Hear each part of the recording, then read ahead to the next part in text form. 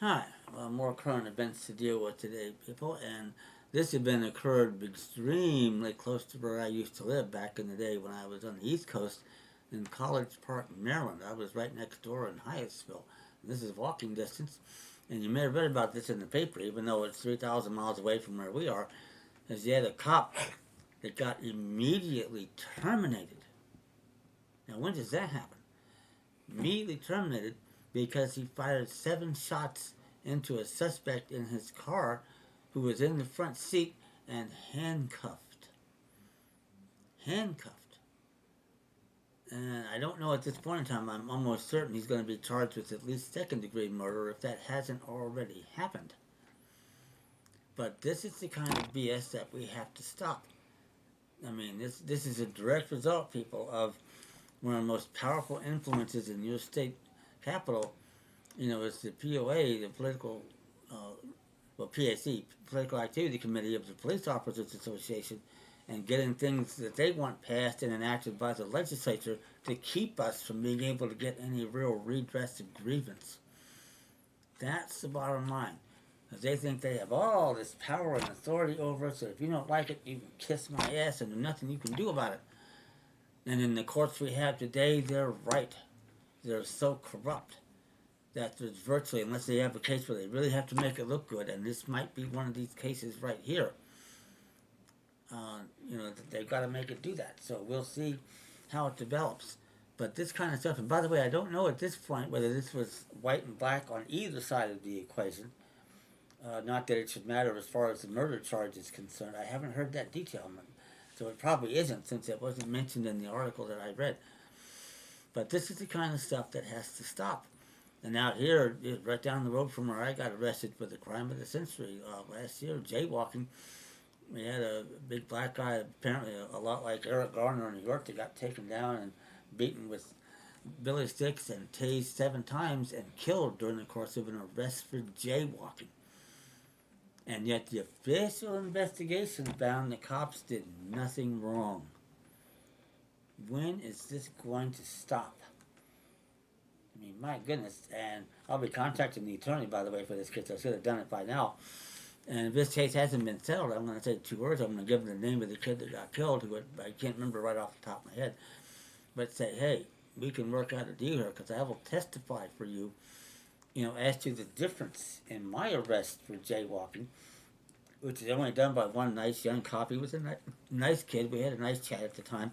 Never thought I'd see him at the trial, but he shows up as he had another trial at the same time. So, and the traffic commissar got that out of the way because he knows me, Hugo Boria. He knows I'm one of the good guys, and I think he's one of the good guys too. And he sent it across the street to a real judge who isn't one either. And we had about a 40-minute trial, and we got through, and the judge knew what I was doing. One of the few judges that gets it, because I said I can't address the marriage, which is what you do when you get into court. You tell them the same thing, because if I do that, I waive jurisdiction, and I'm not about to do that. You're denying me any opportunity to be heard here because I'm objecting to the fact that you don't have jurisdiction. That's a much more powerful argument to make. So that said, at the end, I got fined like $95, and I fired right back on the record. Well, actually, not on the record because he was up functioning as a commissioner then, not a judge. But fired right back and said, good, define dollar to the meaning of section 6850 of the California Government Code. And I followed up by saying that's derived word for word, verbatim, from the Political Code of 1852. At the time, the definition of dollar was found in the Coinage Act of 1792, gold and silver coin. Year and a half later, I'm still waiting for a bill that's never going to come. In California, that's section 3531 of the Civil Code. The law never requires impossibilities. If they can't define dollar.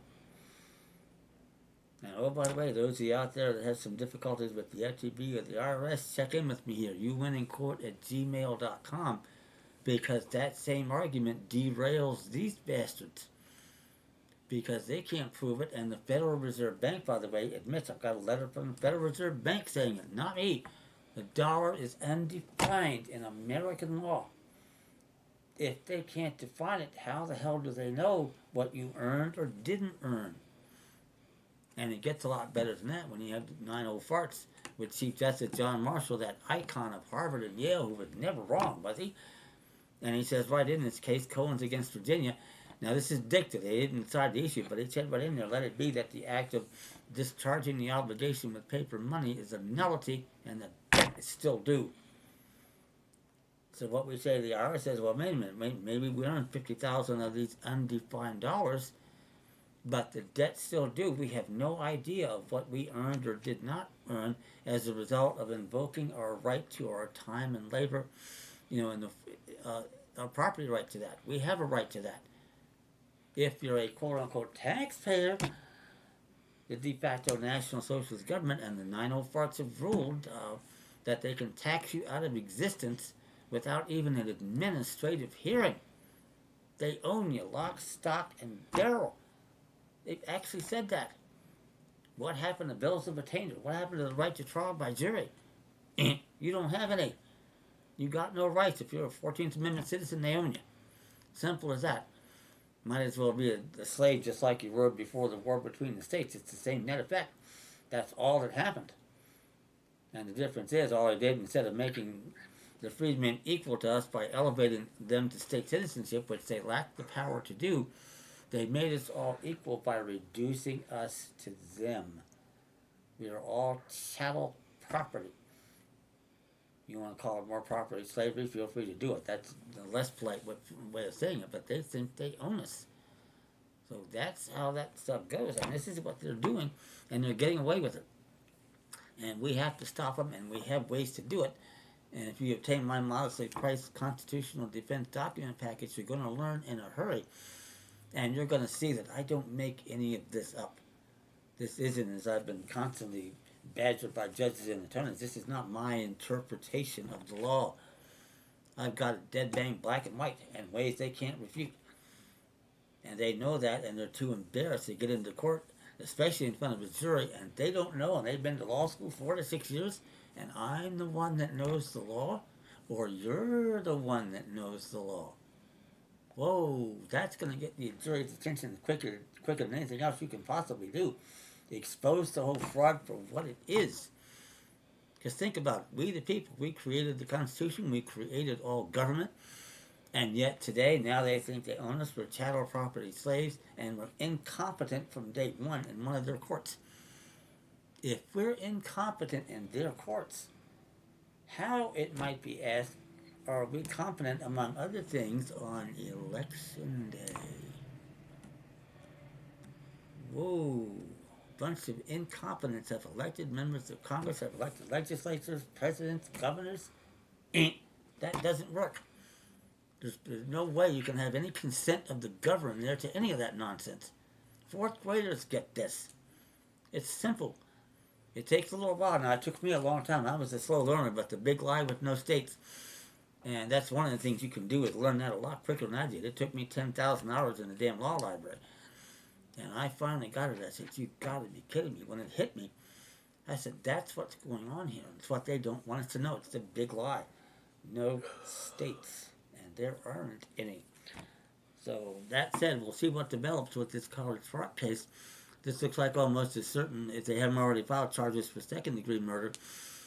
And what probably is going to end up there, they're going to probably give him a plea bargain, 20 years to life.